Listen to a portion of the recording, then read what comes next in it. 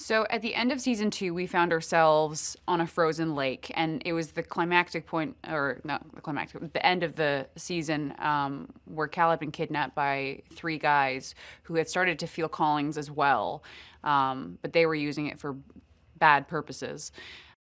Michaela and Zeke had just gotten married, and it kind of all happened at once, where Cal is gone now, and now their mission is to go save him. The ice breaks through, they all fall in. Thankfully, Zeke and Cal get saved, and then the 3 guys disappear. But when I say disappear, they literally disappeared. In season 2, Michaela was really struggling with her relationship with Jared, transitioning into something a bit more healthy, as they had kind of crossed a lot of boundaries in season 1 that weren't good for either of them. In season 2, she falls more and more in love with Zeke, who shares her callings, who has the same path as her. And so their connection grows deeper to the point where they get married. And Michaela kind of sees that as a chance for her to rebuild in a positive way and let Jared have a happy life that's not, messy. In Manifest, the whole mystery is what happened to them on that plane. So Michaela and Ben are on this mission to figure that out. They get some of those answers by the end of season 2 when Zeke comes back to life. They realize that having a death date is not an actual death date, that there is a second chance potentially. However, with the 3 guys who kidnapped Cal, there's almost more questions on top of that now. What does it mean to come back? Who gets to come back? Does everyone come back? And so the questions continue. At the end of season 2, we also get a massive cliffhanger when the tail fin of Flight 828 is pulled out of the water. So going into season 3, we pick up right there where Ben gets to actually go discover what that is. And if it is from the actual plane, what that means for everyone. Michaela and Zeke are also on a beach, trying to enjoy a normal life. Obviously, that is thwarted when Michaela experiences a really intense calling, which leads her to discover a very, very significant character. Going into season 3, Michaela gets to experience a couple different things. First off, when we do discover the new character on our honeymoon, she does become a very integral part of the story, so much so that she comes back to New York and lives with the Stone family. However, she also is involved in the world and the callings and all of the chaos that we are going through. And she becomes a key player in figuring some of those things out. On top of that, Zeke actually, in coming back, has a bit of a new life. And that profoundly affects Michaela and the way that they interact as well.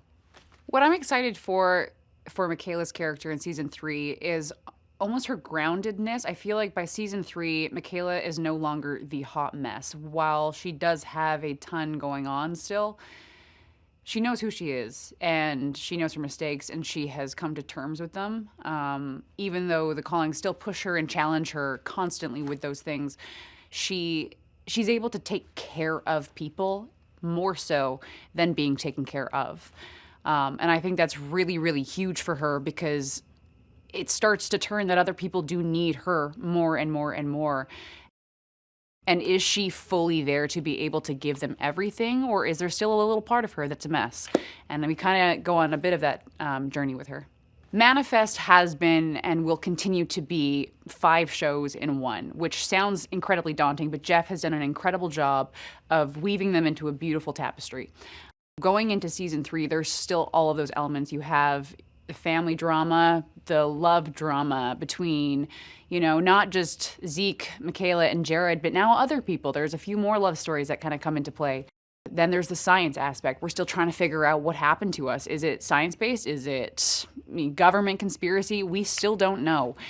There's the brother-sister element as well of 2 friends who happen to be siblings who are trying to get through this together. I think what keeps the audience so attached to this show is what keeps me attached to this show is the fact that you just want to figure it out. You just want to know. So whether it's a picture that's subtly in the corner or whether it's something someone says, it all weaves together when you least expect it. And things that you saw coming that you thought you were right about, you get rewarded for way later in the season when they plomp it on your lap and go, yep, you were right. So I think that's why fans really enjoy the show, is because they get to kind of feel like they are a detective like Michaela figuring it out. Season 3 is not like season 1 and 2. By the end of this season, you will walk away with your jaw on the floor, wondering what just happened.